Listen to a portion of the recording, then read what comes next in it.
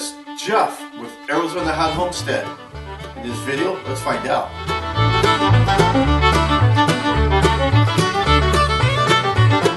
Thanks for tuning in, folks. My name is Jeff, Arizona Homestead.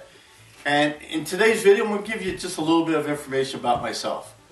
I've got a lot of new subscribers, and my channel's growing pretty well, so thank you for all those of you who subscribe and watch me. And some of those who watch me and don't subscribe, go ahead and just click on that subscribe button. And you get your popcorn and your favorite beverage and just hit some of the playlists I've got set up and just have a grand old time.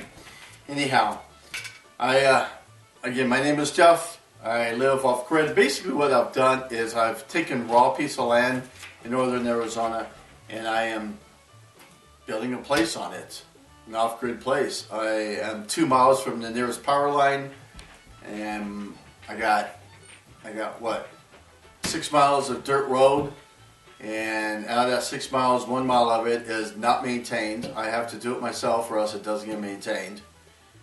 And I'm on solar. I got propane for heat.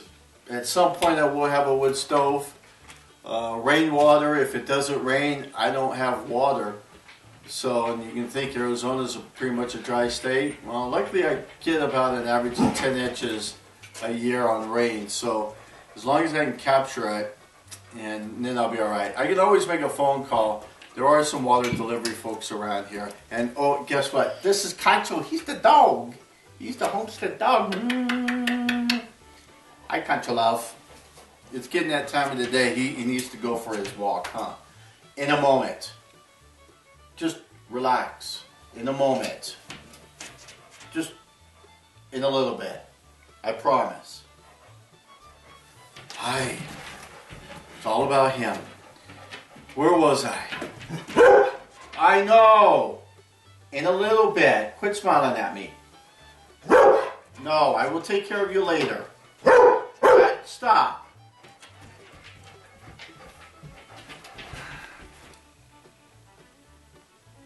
So, rainwater. That's what I use for rain. Otherwise, I can't make a phone call. And there are some water delivery services around here. I can't do a well. A well is over 800 feet down. And I did have an estimate done, and that was like over $30,000. And that was like 10 years ago. So you imagine what it is now to do the well. So that's out of the question. So rainwater and delivery is the best I can do for that. My living structure here would be 1,000 square feet. That's what I've been focusing on mostly, is kind of getting the foundation, which is your living quarters. It takes me a long time because it's me, myself, and I. And I do get help from family and friends, but they have lives, and they live like 5 hours away. So I can't expect them every 10 seconds to come running up here to help hold the other end of something. So it's a good challenge though, because you kind of try to figure out how to manage and how to do it yourself. And I am a master of nothing. I know absolutely nothing.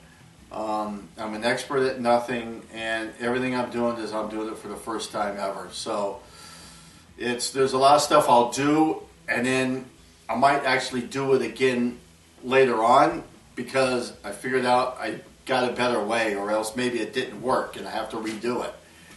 So it's a good process though. It's a good learning process. I learned a lot.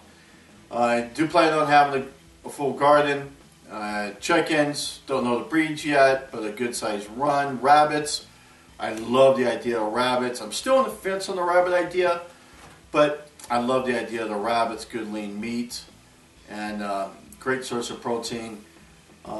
What else? Oh, I got an outdoor shower. In fact, you know what? I can do a little tour here with you guys, do a quick tour.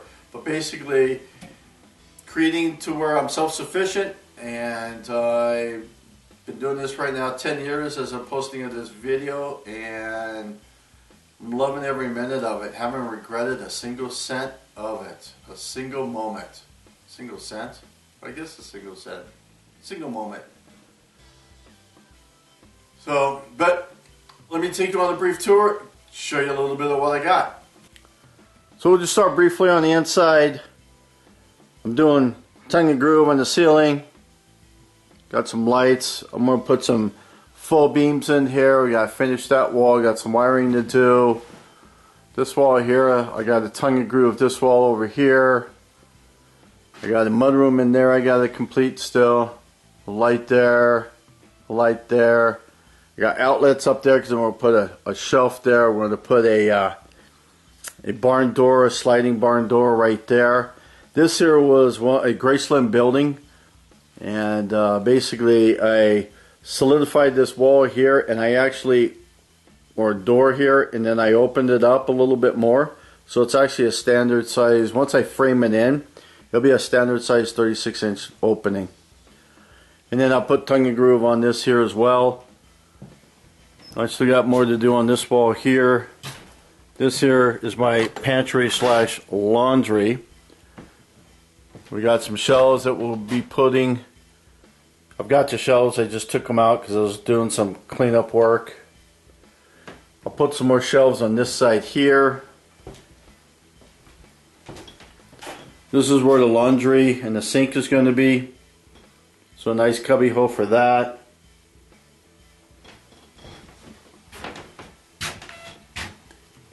That's my pump house right out there. Water tank there. Dog has a little run right here. I'm going to plan on expanding that. Oh, there's the dog. That's Concho.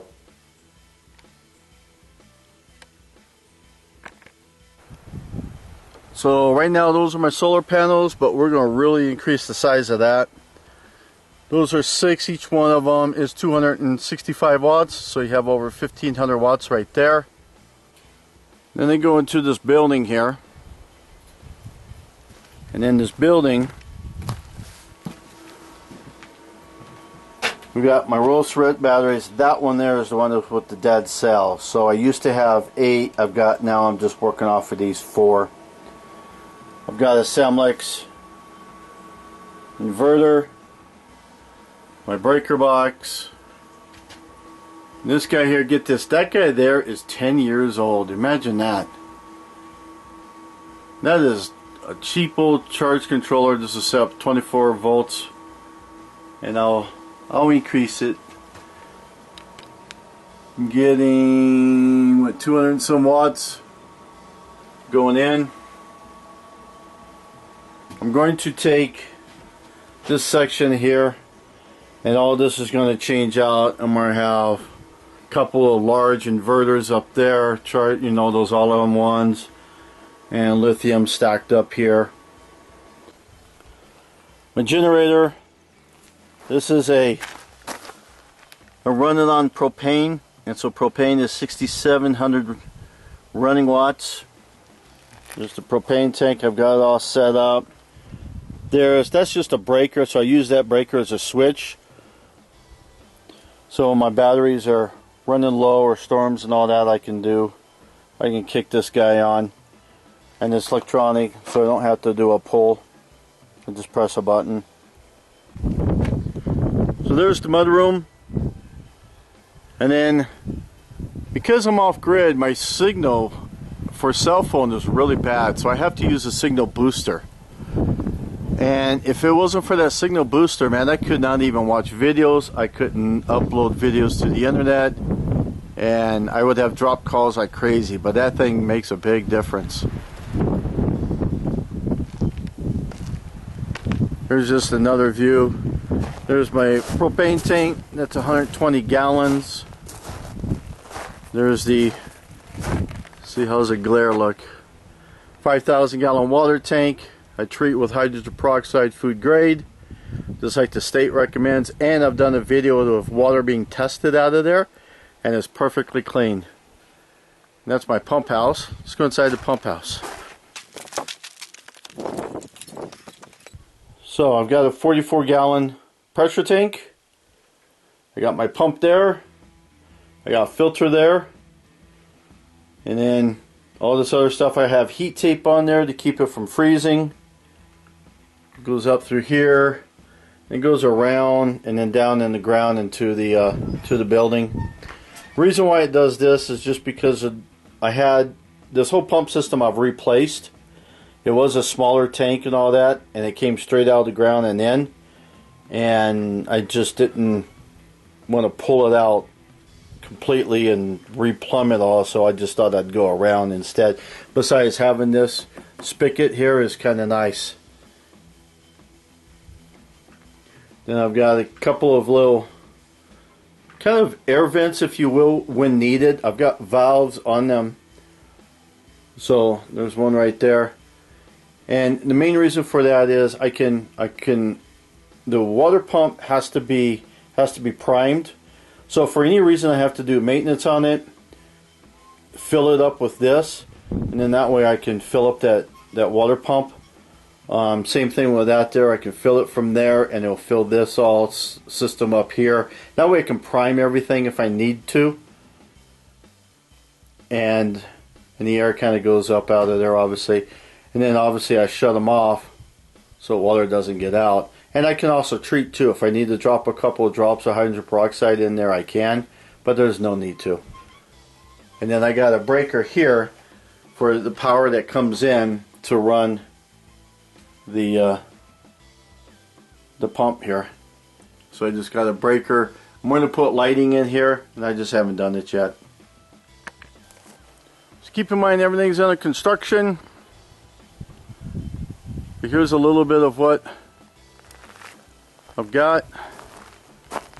This roof, there's not much of a slope, but there is just enough of a slope to handle the snowfall I get. Here's just a little patio I've made. The goal is to screen in this so that when it's lots of bugs, I can be inside there and enjoy the outside and not be bugged. And then I can also, my plan is to put a clear vinyl over it like what they use in boats, so I can be in there during the winter and I can still see out. This is a VersaTube, and it sits on top of this RV. This RV is what, 27 feet. And I got a slide out. Basically that's what I sleep in, and that's my kitchen.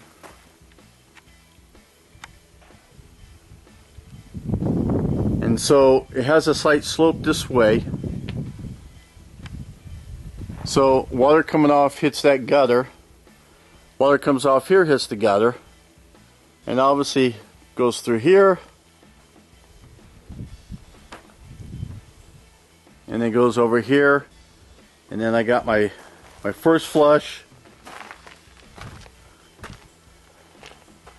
I got 2 tanks there, 1 there, or pipes I guess. These are, what are they, 6 inch, 4 inch? Yeah, they're 6 inch. So these are 6 inch. And then I have this guy down here that I can shut it off if I want to fill up these tanks here. So these are my clean outs. And what I use is I just use a bottle. And it's empty obviously. And it sets in there. And what happens is, because it's all full of air obviously, then I seal this up. And so as this thing fills up with water,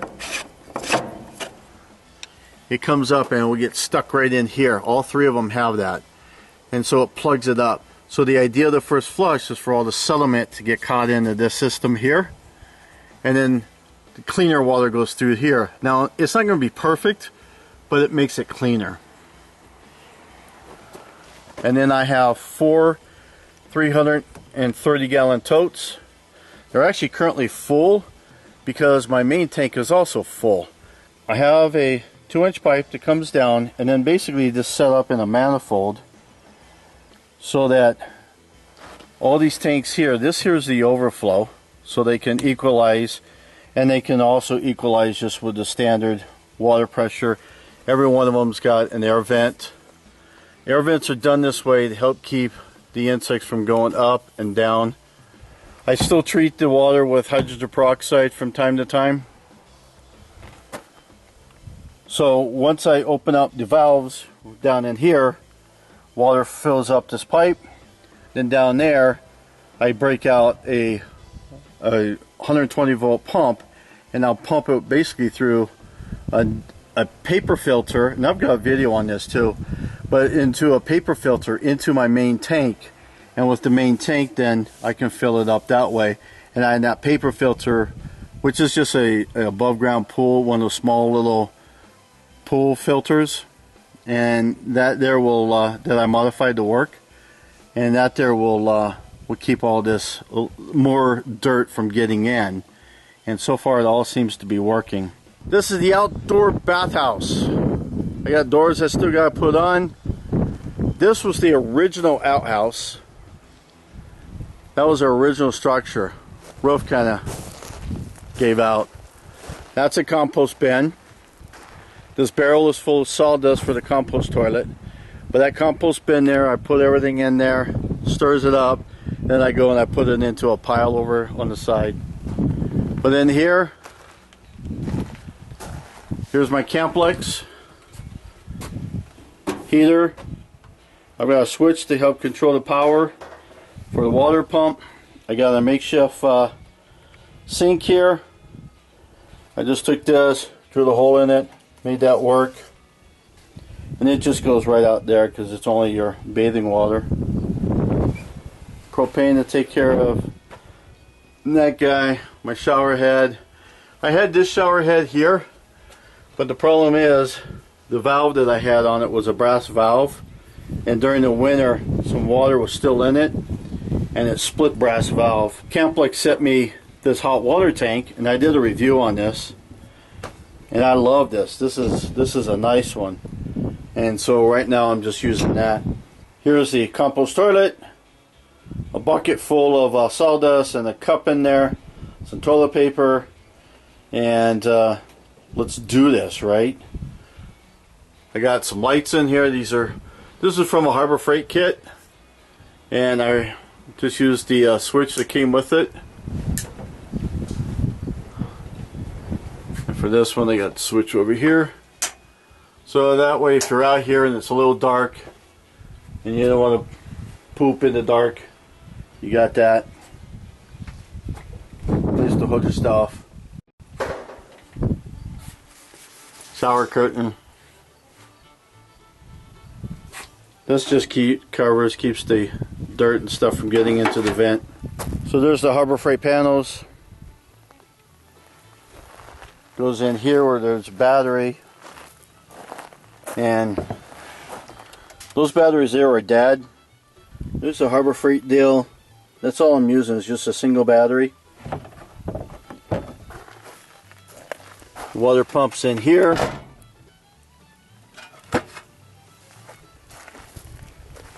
And here's this. That's where this one's 275 gallons. And I use rain catchment on this as well. So as it comes off, obviously here's my first flush. I have a bottle in this one as well. I don't have a clean out. The clean out on this one is just down here. And then it goes in through here, goes in. This is the overflow. Although what's funny is this overflow is done wrong, guys. Check this out. The overflow is up on top. How's that going to overflow? That's never going to overflow. The overflow should have been down here. Again, I didn't know what I was doing, and so I didn't do it right. But there you go on that. I set this guy here up so that if I ever needed to add water because I wasn't getting enough rain, I can always back a water trailer up here, hook up the hose, and pump in the water if I needed to. This here is a great way to treat the water, and I guess this acts as a vent too. So I got the hose here because I also have a spigot there. So I got the main valve shut off. But this is a future raised garden. It's done in a horseshoe deal, so I can still get to it all. And then right here is going to be where the whole chicken coop and run's going to be. Right in this area here. And then somewhere around here I'm going to do the rabbits. The PVC is because that's a big PVC, and that's going to end up with Rabbits get in there, and then my dog wants to go after them, and so he pulls these pipes all over the place. There you got it.